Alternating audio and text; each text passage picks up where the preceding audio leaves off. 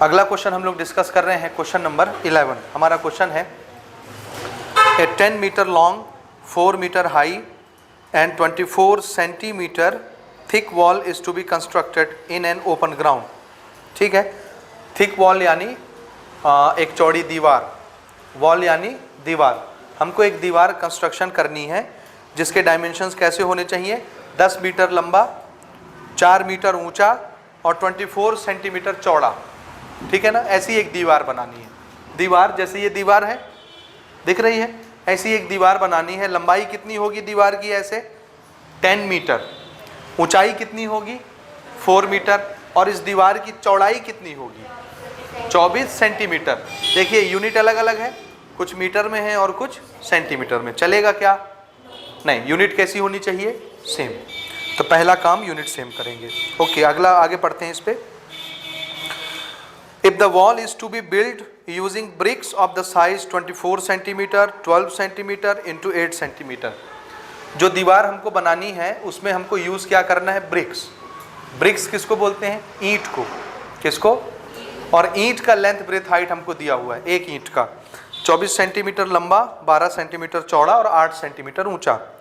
Then how many bricks will be needed, तो दीवार बनाने के लिए कितने ब्रिक्स लगेंगे, नंबर ऑफ ब्रिक्स हमको निकालना है। समझ आया?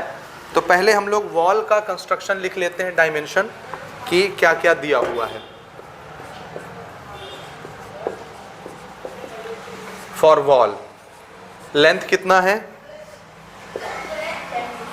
10 मीटर, ब्रेथ कितना है 4 मीटर, और हाइट कितनी है 24 सेंटीमीटर। ये वॉल के लिए हो गया। और इस वॉल को जिस ब्रिक से बनाना है उस ब्रिक्स का डायमेंशन क्या क्या दिया हुआ है, लेंथ कितना और ब्रेथ कितना, हाइट कितना 8 सेंटीमीटर। ठीक है, तो हमको क्या निकालना है, कितने नंबर ऑफ ब्रिक्स लगेंगे वॉल बनाने के लिए। निकालना क्या है, यहां लिखता हूं मैं, नंबर ऑफ ब्रिक्स, ये निकालना है कितने ब्रिक्स लगेंगे वॉल बनाने के लिए। ये चीज समझ रहे हैं आप? समझ रहे हैं? समझ रहे हैं? ऐसे क्वेश्चन हम पहले भी डिस्कस कर चुके हैं। कितने ब्रिक्स लगेंगे, फिर से इधर देखिए, वॉल बनाना है तो वॉल का क्या दिया हुआ है, लेंथ ब्रेथ हाइट। जिससे बनाना है उसका भी क्या दिया हुआ है, लेंथ ब्रेथ हाइट। लेंथ के 3 डायमेंशन से क्या बनता है, बोलिए, वॉल्यूम बनता है ना। अब एक दीवार किससे बनती है, ब्रिक से ही तो बनती है। एक दीवार में बहुत सारी ब्रिक्स लगते हैं, ब्रिक्स ही दीवार बनाते हैं। समझ आया? तो अगर मुझे 10 मीटर लंबा, 4 मीटर ऊंचा, ये ऊंचाई दी हुई थी ना, थोड़ा सा इसको सुधार लीजिएगा ना, इसको मैं हाइट लिख देता हूं, और ये क्या है, ब्रेथ। ये हाइट दी हुई है ना 4 मीटर, क्या दी हुई है, ये हाइट दी हुई है 4 मीटर। समझ आया? तो अगर हमको इस डायमेंशन का एक दीवार बनाना है और इस डायमेंशन के ब्रिक्स यूज करके बनाना है, तो कितने ब्रिक्स लगेंगे, ये हमारा क्वेश्चन है। हमको नहीं पता कितने ब्रिक्स लगेंगे, तो अपन क्या मान लें, कितने लगेंगे, n, x, कुछ भी n मान लें। कितने ब्रिक्स लगेंगे, n। तो n ब्रिक्स मिल करके इस दीवार को बना देंगे। अच्छा, अगर दीवार का लेंथ ब्रेथ हाइट दिया है तो लेंथ के 3 डायमेंशन से क्या बनेगा, वॉल्यूम। इसका ब्रिक्स का भी लेंथ ब्रेथ हाइट दिया है तो इसको तीनों डायमेंशन से हम क्या बना सकते हैं, volume.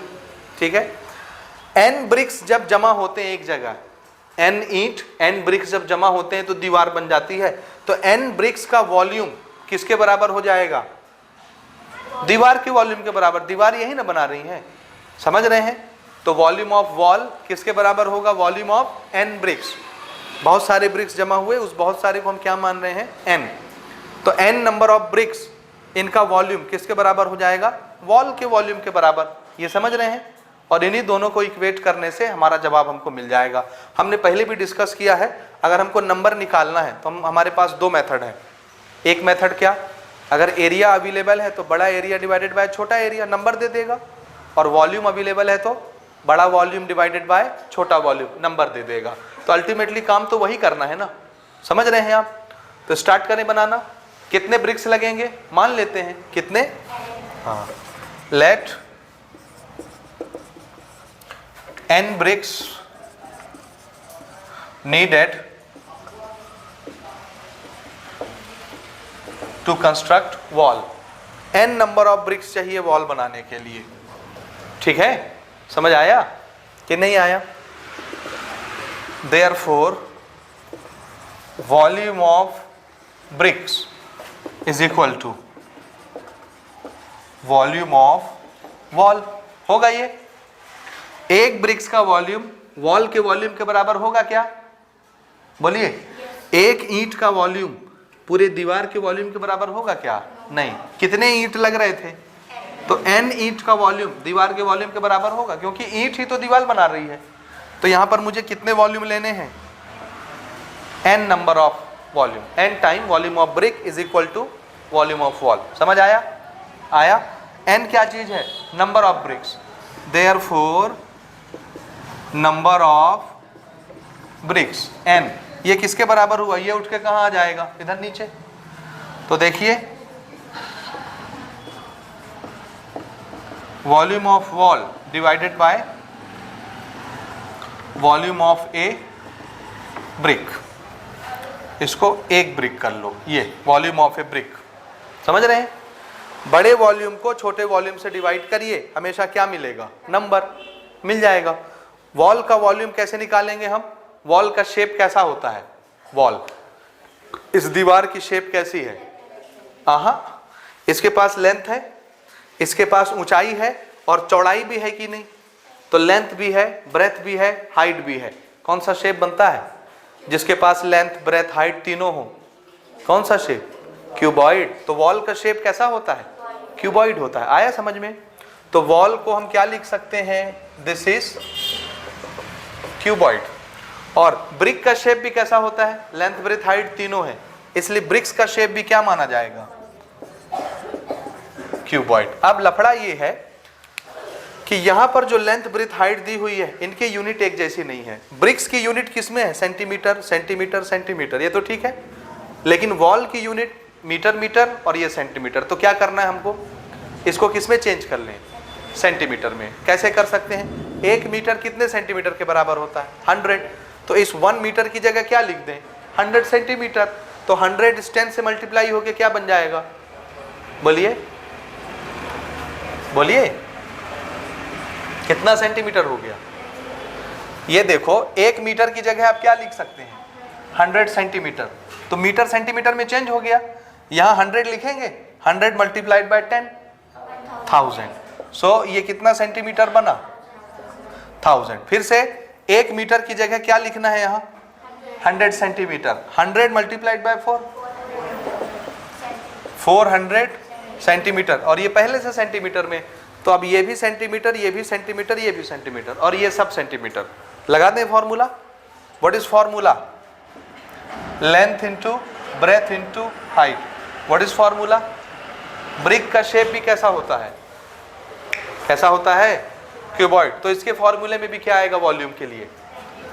Length into breadth into height. लेकिन ये दोनों फॉर्मूले एक जैसे हो जाएंगे तो कट जाएंगे, इसलिए हम क्या करते हैं? वॉल के लिए जो लेंथ, ब्रेथ, हाइट माने उसको 1 1 1 मान लें।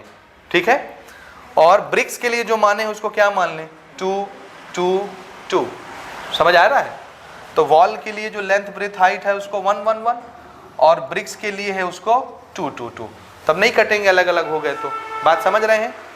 अब इनकी वैल्यू हम पुट करते हैं। This is number is equal to, what is length, breadth, height for wall? 1000 multiplied by 400 multiplied by 24 divided by, what is length, breadth, height for bricks? 24 12 8। तो 24 24 तो ऐसे ही कैंसिल हो गया। समझ आया कि नहीं आया? बोलो ना। और 8 से ये कैंसिल हो रहा है। 8 1 जा 8, 5 जा 40 और एक 0 लगा दो, ये 50 हो गया। समझे? समझे कि नहीं समझे? समझ तो गए है ना? उसके बाद हाँ, चलिए इसको कैंसिल करते हैं जल्दी से। ये कितना हो गया? 50,000 डिवाइडेड बाय 12,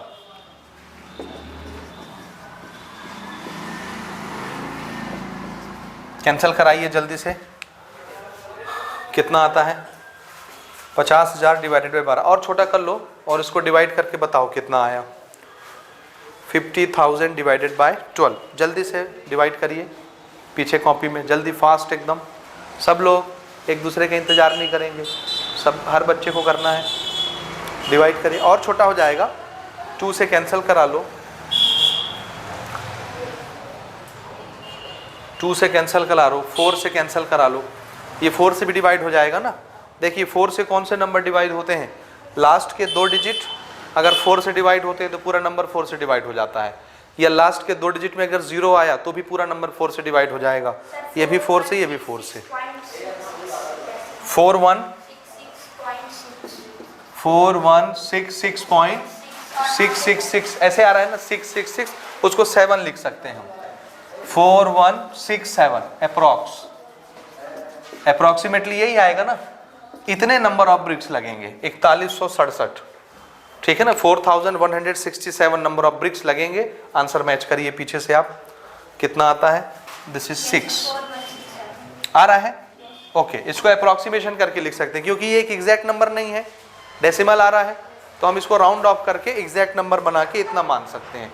क्लियर है ये, बोलिए, ये क्लियर है ना, ठीक। This is approximation. तो इतने सारे ब्रिक्स लगेंगे एक दीवार बनाने के लिए, ठीक है। नोट करें और अगले क्वेश्चन की तरफ चलते हैं।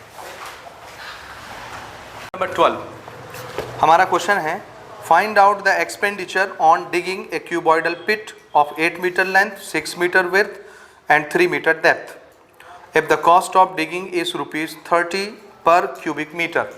क्या निकालना है, find out the expenditure. Expenditure बोलते हैं खर्च को, किसको, खर्च को, कितना खर्चा आएगा क्या बनाने के लिए। तो आंसर है on digging a cuboidal pit, pit यानी गड्ढा, नाली, नाली समझ लीजिए या गड्ढा समझ लीजिए, ठीक है। एक क्यूबॉइड शेप की नाली हमको बनानी है जिसका लेंथ ब्रेथ हाइट कितना होना चाहिए, 8 मीटर लंबा, 6 मीटर चौड़ा और 3 मीटर गहरा नाली बनाना है हमको। तो उसमें कितना खर्चा आएगा, जबकि डिगिंग का, खुदाई का खर्चा कितना है, 1 क्यूबिक मीटर अगर हम खोदते हैं तो कितना रुपया पड़ता है, 30 रुपया। This is rate of digging, समझ रहे हैं, समझ रहे हैं। तो हमको गिवन किस चीज के लिए दिया गया है, क्यूबॉइडल पिट, पिट यानी नाली, क्या होता है पिट का मतलब, नाली। इसके लिए लेंथ कितना है बोलिए, नाली की लंबाई 8 मीटर, ब्रेथ कितना 6 मीटर और हाइट कितना 3 मीटर, सभी मीटर में है, चलेंगे, चलेंगे। ओके, रेट कितना दिया हुआ है बताइए, रेट ऑफ डिगिंग यानी खुदाई का कितना, 30 रुपया पर मीटर क्यूब ना, यानी 1 मीटर क्यूब खोदने का कितना रुपया लगता है, 30 रुपया। तो इतनी लंबी चौड़ी अगर हम नाली खोदेंगे तो कितना खर्चा आएगा, ठीक है ना। इसका हमको क्या निकालना है, कॉस्ट ऑफ डिगिंग, ये हमको निकालना है कि लेंथ ब्रेथ हाइट अगर इतनी हो और ये नाली हमको बनाना है तो कितना खर्चा आएगा। जबकि 1 मीटर क्यूब नाली खोदने का कितना खर्चा आता है, 30 रुपया। 1 मीटर क्यूब का क्या मतलब है, 1 मीटर लंबा, 1 मीटर चौड़ा और 1 मीटर गहरा। अगर ये गड्ढा खुदे तो कितना रुपया लेगा मिस्त्री, 30 रुपया। तो इतने मीटर लंबा चौड़ा और गहरा खोदेगा तो कितना रुपया लेगा, ये क्वेश्चन है। समझ आया, आया कि नहीं आया। तो कैसे निकालेंगे, देखिए लेंथ ब्रेथ हाइट तीनों के मल्टीप्लिकेशन से क्या बनता है, वॉल्यूम। ये मीटर क्यूब क्या चीज है, वॉल्यूम। तो 1 यूनिट वॉल्यूम का कितना रुपया लगता है, 30। तो इससे जो वॉल्यूम बनेगा उसका कितना रुपया लगेगा, 30 से मल्टीप्लाई कर देंगे। 1 यूनिट वॉल्यूम का 30 रुपया लगता है, तो इसका जो वॉल्यूम आएगा उसको 30 से मल्टीप्लाई कर देंगे, उतना रुपया बन जाएगा। समझ आया। तो हमको क्या निकालना है, पहले इसका volume. Therefore volume of cuboidal pit, क्या फॉर्मूला है, length into breadth into height, यही है ना वॉल्यूम का फॉर्मूला। लेंथ है 8, this is 6 and this is what 3 metre cube. इतना रुपया आएगा वॉल्यूम, सॉरी इतना वॉल्यूम आएगा, आया, मल्टीप्लाई करोगे वॉल्यूम आ जाएगा। कितना आ रहा है, 4, 6 त्रिक 18, 18 इंटू 8, 144 आ रहा है, बोलिए। ठीक, इतना। This is the volume of cuboidal pit. जो नाली हमको बनानी है उसकी टोटल वॉल्यूम कितनी? 144। 1 मीटर क्यूब वॉल्यूम का कितना रुपया? 30 रुपया। तो इतने मीटर क्यूब वॉल्यूम का कितना रुपया? 30 से मल्टीप्लाई कर देंगे। Since cost of 1 metre cube digging कितना रुपया? 30 रुपया। Therefore cost of 144 metre cube digging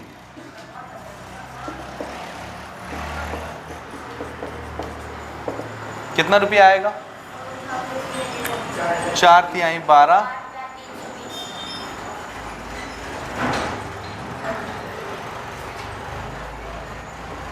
4,320 रुपया पड़ेगा। ठीक है ना, इतने में नाली बन जाएगी। हो गया, ये समझ आ रहा है क्वेश्चन? नोट करें। नंबर 13, अगला क्वेश्चन है, the dimension of a godowns are 60 metre, 25 metre and 10 metre. देखिए, गोडाउन किसको बोलते हैं? जहां हम सामान रखते हैं, जिसको आप लोग मातृभाषा में गोदाम गोदाम नहीं बोलते। महुआ रखने का गोदाम है तो सामान रखने का गोदाम है, गोदाम बोलते हैं हिंदी में। क्या बोलते हैं हिंदी में? गोदाम। उसको इंग्लिश में क्या बोलते हैं? गोडाउन। और गोडाउन का शेप कैसा होता है? गोडाउन असल में क्या है? कमरा। कमरे का शेप कैसा होता है? क्यूबॉइड। समझ रहे हैं ना?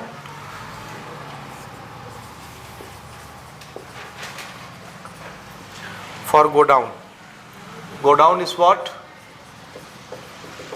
क्यूबॉइड। इसके लिए डायमेंशंस यानी लेंथ कितना? 60 मीटर, ब्रेथ और हाइट। समझ रहे हैं ना? लेंथ, ब्रेथ, हाइट अलग अलग दिया, मतलब शेप क्या है? क्यूबॉइड। हमेशा याद रखिए। What is the maximum number of wooden crates of dimension 1.5, 1.25 and 0.5 metre that can be stacked in this godown? देखिए ना, वुडन क्रेट्स के डायमेंशंस। वुडन क्रेट्स, इसके लिए डायमेंशंस दिए हुए हैं। लेंथ है 1.5, ब्रेथ है 1.25 और हाइट कितना? 0.5 metre that can be stacked in this godown. Question ध्यान से समझिए ना। हमारे पास एक कमरा है जिसका लेंथ, ब्रेथ, हाइट ये दिया हुआ है। समझ आया? ये कमरे का डायमेंशन हो गया। इसके अंदर लकड़ी के बने हुए कैरेट्स रखने हैं। कैरेट समझते हैं? कैरेट समझते हो ना? जैसे सब्जी रखने की टोकरी नहीं आती प्लास्टिक की, वो टोकरी लकड़ी की बनी हुई है, तो लकड़ी के कैरेट्स रखने हैं। वो देखते हैं आप लोग, फल वाला जब फल मंगाता है तो लकड़ी के कैरेट्स में आते हैं फल, उसको क्रेट्स बोलते हैं ना। क्या बोलते हैं? देखे हैं? अनार, अंगूर लकड़ी के बने हुए क्रेट्स में आते हैं, देखे हैं? तो हमको ये क्रेट्स अपने गोडाउन में रखना है। क्रेट्स की लेंथ, ब्रेथ, हाइट कितनी कितनी दिख रही है आपको? ठीक है, ठीक है। और कमरे की लेंथ, ब्रेथ, हाइट दिख गई। तो हमको इस कमरे में अगर इस डायमेंशन के कैरेट्स रखने हैं तो कैठो कैरेट आ जाएंगे इस कमरे में, गोडाउन में। समझ रहे हैं ना? कैसे निकालना है? क्या निकालना है? नंबर। और नंबर निकालने का तरीका क्या है? बड़ा वॉल्यूम डिवाइडेड बाय, बड़ा वॉल्यूम किसका होगा? कमरे का। छोटा वॉल्यूम किसका होगा? कैरेट का। तो कमरे के वॉल्यूम को कैरेट के वॉल्यूम से डिवाइड करेंगे तो क्या आ जाएगा? नंबर। समझ रहे हैं ना? या इसको अपन ऐसे समझ सकते हैं कि एक कमरे का जो वॉल्यूम है, एक कैरेट का वॉल्यूम तो छोटा सा रहेगा, कमरे का वॉल्यूम बड़ा रहेगा। कैठो कैरेट आएंगे? बोलिए ना, कैठो कैरेट आएंगे कमरे में? हाँ, जोर से बोलो। n carat. तो n कैरेट का वॉल्यूम किसके बराबर होगा? वॉल्यूम ऑफ रूम के बराबर, गोडाउन के बराबर। n multiplied by volume of carat equal to volume of godown. इधर n बचाना है तो वॉल्यूम ऑफ कैरेट नीचे आ जाएगा वॉल्यूम ऑफ गोडाउन के। तो बात वही हो गई ना, volume of godown divided by volume of carat. बड़ा वॉल्यूम डिवाइडेड बाय छोटा वॉल्यूम। घूम फिर के वहीं पहुंचना है, इसलिए हम लोग डायरेक्ट लगाएंगे अब इसको। समझ गए? तो अगर मुझे नंबर ऑफ कैरेट्स निकालना है, नंबर ऑफ कैरेट्स, इसको मैं n से रिप्रेजेंट करता हूं, तो मुझे क्या लिखना चाहिए? बड़ा वॉल्यूम डिवाइडेड बाय छोटा वॉल्यूम। Volume of godown